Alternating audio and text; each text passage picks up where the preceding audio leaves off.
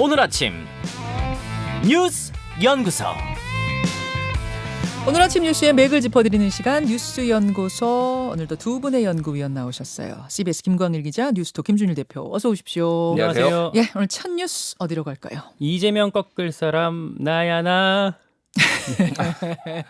국민의힘 경선 마지막 주가 밝았습니다. 예, 오늘부터 당원 투표, 모레 수요일부터 여론조사가 시작이 됩니다. 예. 당원과 여론을 절반씩 반영해서 오는 5일, 즉 금요일 오후 3시에 국민의힘 본선 후보를 최종 발표합니다. 예. 그러니까 후보들은 주말 내내 막판 표심 잡기에 분주했는데요. 먼저 홍준표 후보, 자유한국당 대표 시절에 박근혜 전 대통령 출당시켰던 거 사과한다. 본인이 집권하면 특별 사면하겠다 이렇게 밝혔습니다. 네네. 윤석열 후보는요, 전두환 발언 논란에 다시 사과했고요. 유승민 후보 대구를 돌면서 서운한 감정 걷어달라고 거듭 흡수했습니다. 네. 원희룡 후보는 대장동 의혹 현장을 찾았습니다. 분주하게 다니는 와중에 TV 토론도 어제 마지막 TV 토론이 있었어요. 마지막이었던 만큼 이제 화끈한 난타전으로 진행이 됐습니다. 저마다 민주당 이재명 후보를 꺾을 사람이 본인밖에 없다 이렇게 호소를 했는데요. 네. 홍준표 후보는 398 후보로는 본선 못 치른다라며 최근 한 여론조사에서 윤석열 후보 20, 30, 40대 지지율이 각각 3%, 9%, 8% 나왔다는 걸 비꼬았고요. 네. 윤석열 후보는 홍준표 후보한테 꿔준 표라고 하면서 홍 후보 지지율은 민주당 지지율이 그 지지자들이 이렇게 역선택한 거다 이렇게 맞받았습니다. 네. 당심이냐 민심이냐 이제 마지막 고비에 왔어요. 예, 저는 이렇게 표현하고 싶습니다. 기세의 홍준표, 조직의 윤석열. 어허. 예, 지금 뭐 지난주에 이제 여론조사들이 많이 쏟아졌는데 보면은 홍준표 후보가 지속적인 어떤 뭐 상승세, 전체 4명과 비교를 하면 그런 거를 여실하게 보여줄 수 있고. 다만 이제 조직표라고 할 수 있는 뭐 당심, 이제 당심도 사실 뭐 완벽하게 조직표는 아닙니다. 왜냐하면은 지금 6월 11일 전당대회 당시에 28만 명이었는데 지금 58만 명이 됐거든요. 지금 투표 인원이. 네. 30만 명이 늘었어요. 2배 이상이 됐습니다. 그 정도로 많이 신규 당원이 들어왔는데 이분들이 다 조직에 의해서 움직이는 건 아니다라고 하지만은 전체적으로 보면 여론조사에서는 국민의힘 지지층에서는 윤석열 후보를 더 많이 지지하는 건 사실이거든요. 그래서 지난주에 바로 만약에 이 투표를 했다라고 한다면은 윤석열 후보가 조금 더 우세한 거 아니냐 이런 관측들이 좀 있었어요. 데이터 분석해 보면. 데이터를 분석을 해보면. 예. 근데 지금 이 추세선이란 게 있잖아요. 예. 홍준표 후보의 추세선을 보면은 진짜 알 수 없다. 진짜 알 수 없다라는 거고. 진짜 알 수 없다라는 생각이 드는 게 이 저 여론조사 분석하는 분들 있잖아요. 전문가들. 그분들 의견도 좀 엇갈리더라고요. 그렇죠. 예. 그 지금 대구 경북이 당원을 보면 대구 경북이 24, 부울경이 19%로 한 43% 정도 됩니다. 그리고 수도권이 35%나 돼요. 이 수도권이 이제 어떤 표심을 보일지 이것도 좀 많이 봐야 될 것 같아요. 그래서 진짜 남은 며칠 동안 사고 안 치는 사람이 유리하겠다. 예. 예. 마지막 변수는 그거라고 예, 보세요. 마지막 변수는 사고를 안 쳐야 된다. 예. 안철수 대표는 오늘 출마한다면서요. 예, 출마 안철수 선언. 대표는 원래 31일 날 어제 출마할 것이라는 얘기가 있었는데 왜 그랬냐면은 중요한 결정을 주로 일요일에 발표를 해서 늘 그랬어요. 예, 예. 그래서 기자들이 좀 싫어했습니다. 일요일 날 쉬어야 되는데. 근데 오늘 했다. 오늘 하는 건 뭐냐? 오늘 지금 당원 투표 들어가잖아요.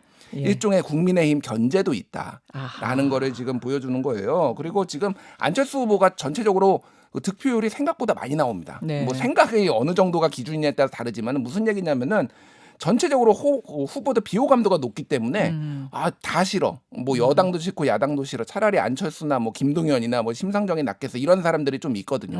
그럼 여기에서 이제 소위 말하는 후보 단일화 문제, 범야권 후보 그렇죠. 단일화 문제가 굉장히 중요해지고 그렇죠. 홍준표 의원은 세력연대를 추진하겠다. 이렇게 얘기를 했어요. 그리고 세력연대가 뭔지 근데 구체적으로 설명을 제가 못 들어서 그러니까 단일화도 아니고 세력연대라고 세력연대 하면은 하겠다. 안철수 대표와 세력연대 하겠다. 잠시 후에 홍준표 후보가 나옵니다. 제가 세력연대가 뭔지 한번 직접 질문할게요.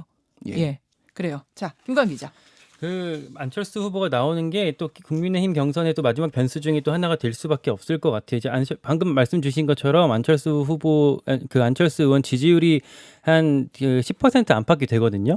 만약에 이제 최종 단일화가 없이 이렇게 독자적으로 출마가 되게 된다면 국민의힘 입장에서는 되게 불리하게 돌아갈 수밖에 없을 거예요. 이게 지난번 서울시장 재보선 때랑 비슷한 거잖아요. 그렇습니다. 비슷한 네. 형국이잖아요. 뭉쳐야 이긴다. 뭐 이런 논리. 그러다 보니까 국민의힘 입장에서도 그러니까 안철수 대표 입장에서도 이제 가장 본인의 몸값이 높을 때 국민의힘에서도 본인을 가장 주목할 때를 택해서 오늘 아마 저기 대선 출정식을 하는 것 같습니다. 예. 오늘 이제 홍준표 후보를 시작으로 해서 이번 주 국민의힘 경선 마지막 주인 이번 주에 후보들을 차례로 만날 겁니다. 여러분 하나하나 만나면서 그분들의 면면을 보고 판단하시면 되겠습니다. 다음으로 가죠. 작정하고 던진 재난지원금. 민주당 이재명 후보 네. 주말 사이에 정책 몇 가지를 던졌어요. 그 중에서 가장 주목되는 게 연일 이렇게 던지고 있는 전국민 재난지원금 이슈인데요. 지난주 금요일에 처음 거론했거든요. 네. 그러니까 어제는 이제 구체적인 그 액수까지 얘기를 했습니다. 네. 1인당 100만 원은 돼야 한다. 30에서 50만 원은 추가 지급돼야 한다. 이렇게 밝혔는데 이게 뭐냐면 예. 그러니까 1인 기준으로 작년에 25만 원, 그리고 최근에 25만 원이 지급이 됐는데 이게 더 필요하다고 이제 얘기를 한 겁니다. 그러니까 30에서 50이 더 필요하다고 얘기를 한 거고요. 명분이에요. 근데 그러니까 어떤 상황이 바뀌었다 이런 건 아니고 지난번 재난지원금 추진하는 과정에서 재정 판단의 오류였다라는 거거든요. 지금. 그러니까 뭐 GDP 뭐 이런 지표들을 다른 나라랑 비교하면 그러니까 돈을 좀 더 곳간을 풀 여력이 좀 더 있는데 그 계산이 잘못됐었다 이런 뜻입니다.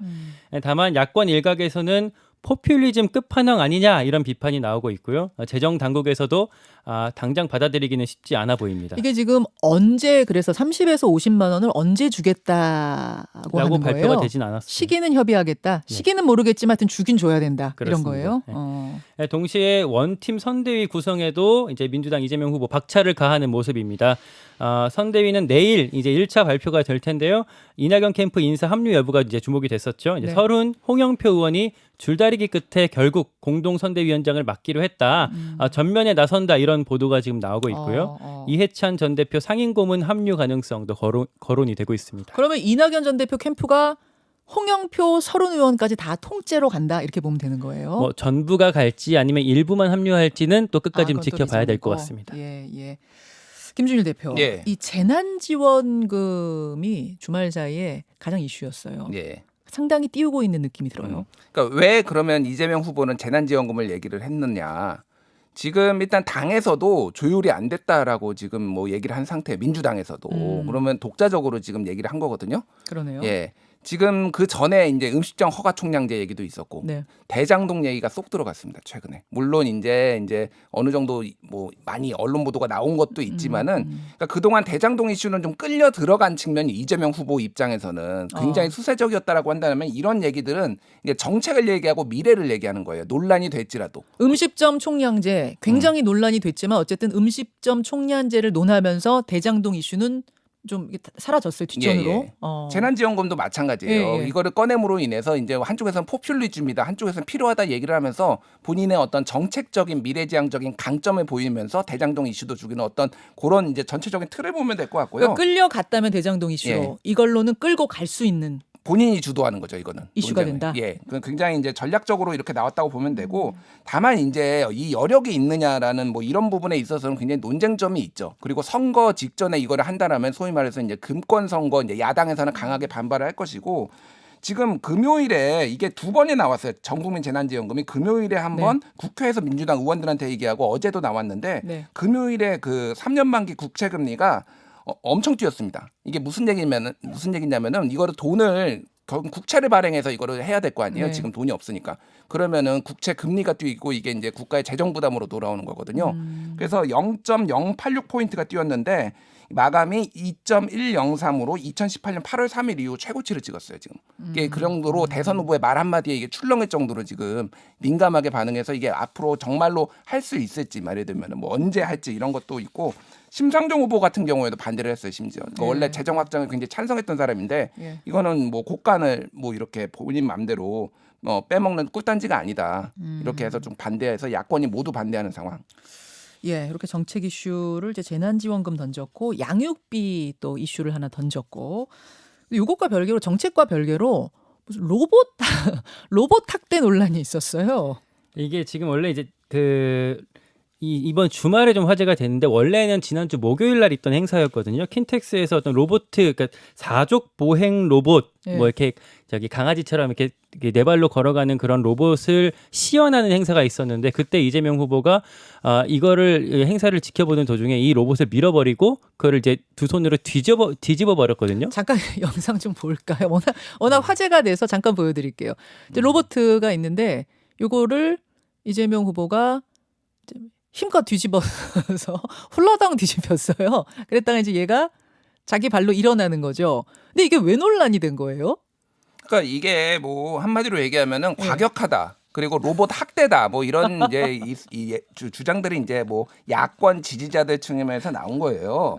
근데 이거는 이제 저는 좀 무리수라고 그런 비판들이 예. 무리수라고 보는 게 이제 예. 소위 말하는 그 유명 업체 중에 제일 유명한 데가 보스턴 다이내믹스라고 현대차 그룹이 작년 말에 1조 원 주고 인수를 했거든요. 여기서 네. 만든 영상들이 굉장히 많아요. 근데 거기에서도 이렇게 지속 발로 차고 거기에서는 지금 뭐 영상으로도 나오고 있는데 이를테면 발로 찬다든지 저렇게 제대로 할 수 있는지 걸어갈 수 있는지 이족 보행이라고 저거는 아틀라스라는 저 휴머노이드도 있는데 예, 예. 그것도 발로 차고 막 그러거든요. 예. 그러니까 사실은 너무 이제 감정의 그러니까 개를 약간 닮으니까 이게 개 학대 아니냐 이런 식으로 감정이입이 좀 되는 건데 로봇은 로봇이고 대가다가 지능이 있는 것도 아닙니다. 저게 지금 예. 조종하는 건데 저거를 굳이 저렇게 학대 논란까지 할 필요가 있느냐. 오히려 그러니까 이재명 후보가 저 보스턴 다이내믹스 영상을 사전에 보고 한번 발로 차본 거가 아니냐 저는 그렇게 보거든요. 그러니까 그래요. 관심이 있다 오히려 로봇에 이렇게 저는 이해를 했습니다.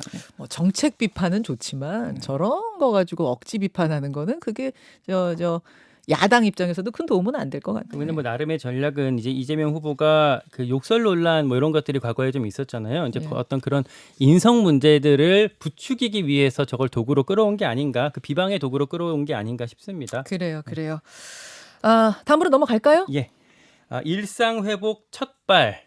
일상 회복 첫발 예. 위드 코로나 얘기. 아까 오프닝에서 잠깐 설명을 드렸었는데요. 단계적 일상 회복 오늘 새벽 5시부터 시작이 됐습니다. 네. 이제 수도권은 10명, 비수도권 12명까지 모일 수 있고요. 식당이나 카페 등 대부분의 다중이용시설이 24시간 영업할 수 있습니다. 예. 다만 백신 미접종자는 식당, 카페에 4명까지만 합류할 수 있고요. 유흥시설 같은 경우는 밤 12시 즉 자정에 문을 닫아야 합니다. 결혼식, 돌잔치, 축제 같은 행사나 집회는 접종 완료자끼리만 모인다면 최대 499명까지 가능합니다. 네. 역시 접종 완료자로 구성하면 종교 활동엔 인원 제한이 없어집니다. 아주 크게 말씀드리면 이런 거예요. 시간 제한 없어진다. 다만 전에 왜 그 유흥업소들 문 닫으라고 했을 때 폐쇄 명령 내렸을 때 해당됐던 그곳들 있죠. 거기만 12시까지다. 이렇게 보시면 되고요. 시간 제한 전반적으로는 다 없어진다. 다만 인원 제한은 살아있다. 수도권은 10명, 비수도권은 12명. 그런데 식당이나 카페처럼 마스크 벗고 취식을 하는 곳 여기에 한해서만 미접종자 4명까지로 한정하는 그 인원 제한을 살짝 남겨뒀다. 이렇게 보면 되는 거고 예. 김준희 대표. 예. 제가 헷갈리는 건 백신 패스 쪽이거든요.